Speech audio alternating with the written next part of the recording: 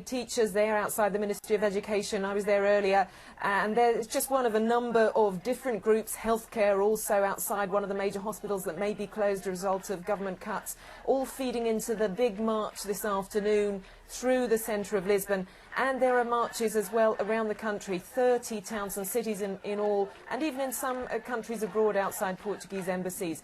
The hopes, as you say, is for this to be the biggest demonstration since last September, when there were really massive protests that actually prompted the government to retreat on one particularly controversial measure. So the protesters will be hoping for something like that.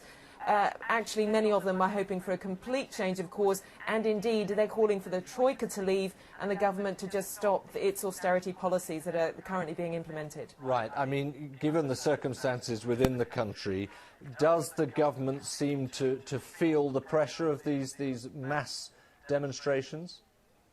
Well, it certainly felt the pressure last September. The size of those protests was unexpectedly large. The government doesn't react on the day of a demonstration, so it's very unlikely that it will respond directly to the slogans being shouted today. But there certainly is a feeling in the country that the government's forecasts the government has failed to hit its own forecasts. It's now predicting that the economy will shrink by 2% this year instead of 1%.